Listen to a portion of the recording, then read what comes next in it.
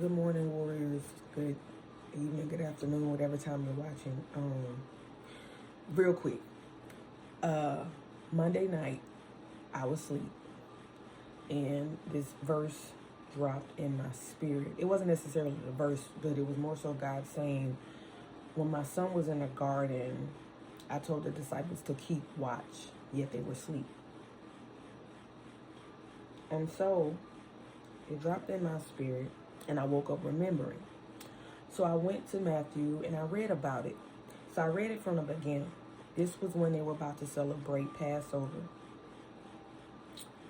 And Jesus was telling them, one of you will betray me and all of these things. And they was like, surely not I, right? And so, we know that they all fled. Some of them fell away. He was betrayed. He was denied. What was so interesting to me is the disciples walked with Jesus for a while. And they knew that Jesus was a healer. They knew that he predicted stuff before it happened. They knew he performed miracles and all of these things. But yet they didn't take him at his word when he said, y'all gonna fall away. One of y'all gonna betray me. And he told Peter that he would deny him. And so Peter, in his pride, thinking that he knew himself, said he would not. As if Jesus didn't know everything. As if Jesus wasn't God in man form. And so he said, surely, when the rooster crows 3 times, before it crows, you gonna deny me, Peter. And so he went to the garden, and we know he was deeply grieved, right? He kept going back to the disciples saying, can you not keep watch with me for an hour? And I sat with that for a long time. I was like, okay, this is interesting.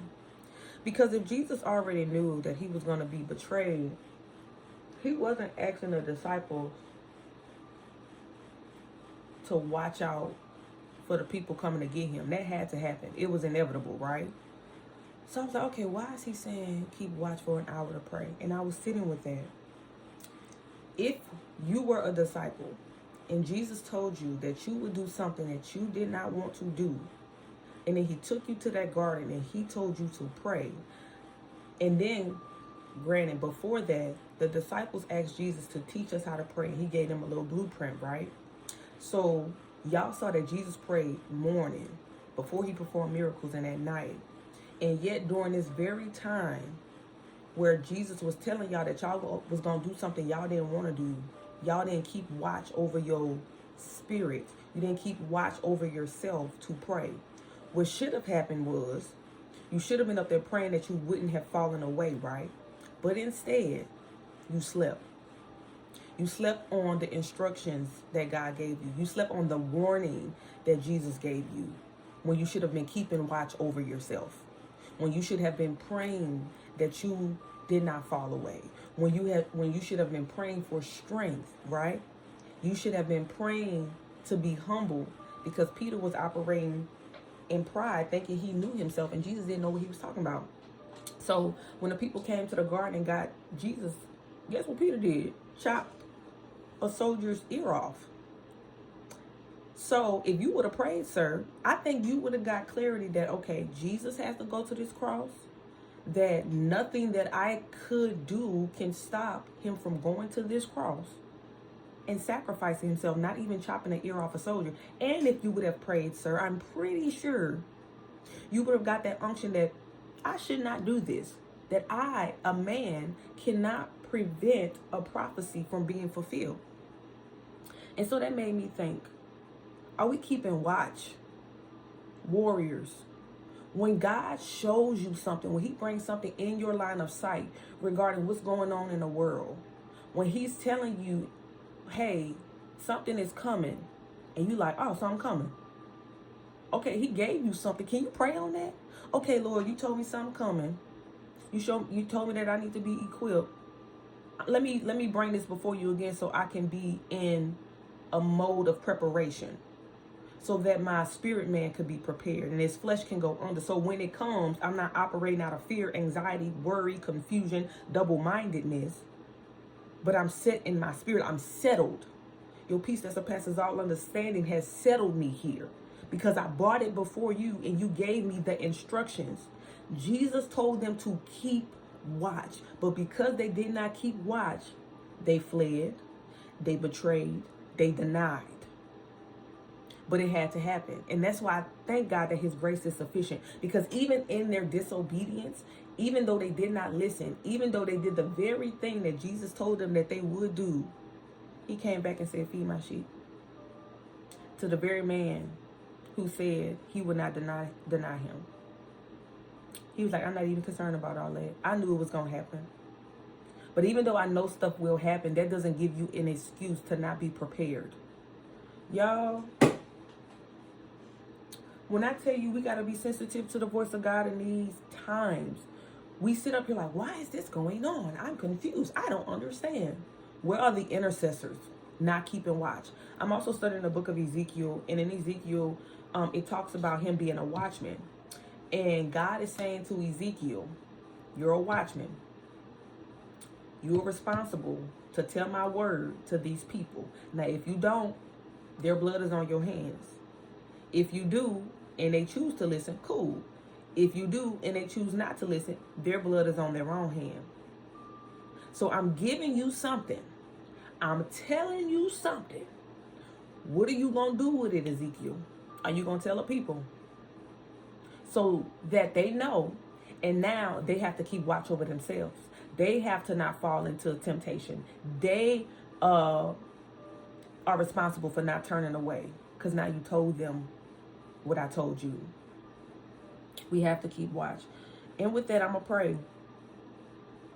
pray. Heavenly Father, Lord, I thank you. I thank you for your word. I thank you for your instructions. I think that you speak so clearly, Lord. And if we just seek you, we will find you in everything. Lord, I thank you.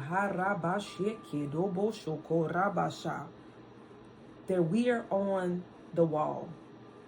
We're in the watchtowers. We're not asleep. We're giving you more than 1 hour. We're giving you more than 30 minutes. We're giving you more. We're giving you more than what you're asking, because we recognize our need to be dependent on you. When you give us the instructions, let us continue to bring it back to you regarding the next steps, what to do, how to pray, how to intercede, whatever that looks like. You give us just enough to trigger us spiritually, so that we can continue to lay everything down at you, because we have to rely on you and not lean to our own understanding. Lord, your word says if we seek you, we will find you. If we ask, it will be given. If we knock, the door will open. So how dare we think that if we don't seek you, that we just know that we found you? Just because you speak to us, God, that's all we need. No, we have to come in communion with you. So forgive us for not going in depth. Forgive us for not giving you an hour. Forgive us for not praying when you tell us to pray. Forgive us for not keeping watch at whatever odd hour of the night that you want us to keep watch in. And we wonder why all this stuff is going on, because we're not keeping watch. So we're fleeing. We're running away. We're denying. Lord forbid that when the time comes, when things start going crazy, we talking real good like Peter. I would never deny Jesus. I would never turn away. But Lord, our faith is tested when turmoil comes. And next thing we know is we saying, I don't know this man. I'm sorry to this man. Lord, help us to stay rooted and grounded in you. Let our ears be inclined to your voice. You incline your ears to us. You called us righteous. Your word says you incline your ears to the righteous. And so, Lord, when you speak to us, let us speak back. If we are unsure or uncertain, let us speak back. You care about everything. You are not the author of confusion. So if we confuse, we bring it back to you to say, Lord, is this you? Or is this me? You are so gracious like that. Lord, I thank you. I thank you for waking me up. I thank you for dropping that in my spirit. I thank you, because that's prompting me. I got to keep watch.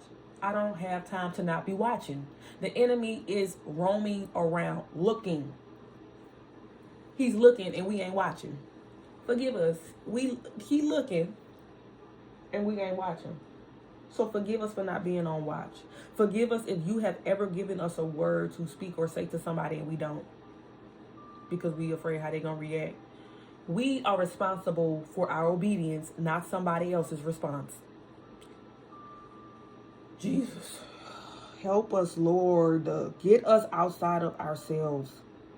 We are so selfish. We just care about our comfortability. Me. Our prayers are so self-centered. When we're literally living in a world with other people are going through some things. And the stuff that they are going through is affecting our community. It's affecting our children. So how dare we think it's just about us? Oh, Jesus, you just keep giving me revelation. But Lord, help us to see things spiritually. Though we are walking with you, there are people who do not know you. And they're operating in ways that are contrary to your word. And so if believers are in a space and these same unbelievers are in a space wreaking havoc and doing evil, hurting themselves and others, why don't we think we have a responsibility to pray about everything, to pray for others? Jesus, you make intercession on our behalf. Even though we send up the prayers, you still intercede for us. We are not worthy to pick and choose who we going to pray for, who we not going to pray for. And forgive us if we ever do. God, your salvation is for everybody. Let our prayers be for everybody. So, Lord, I thank you for your word. I thank you for clarity. I thank you for the blueprint. I thank you that I get to be a living, breathing vessel for your kingdom, a light in a dark place. Even though it be uncomfortable sometimes, I don't care. You was uncomfortable on that cross. The least I could do is carry mine. That's the least I could do. The least. I don't want to crucify you again and again. Let me carry my cross and crucify this flesh every day. And so, Lord, I thank you for it. In Jesus' mighty, matchless, magnificent, marvelous name, I pray. Amen.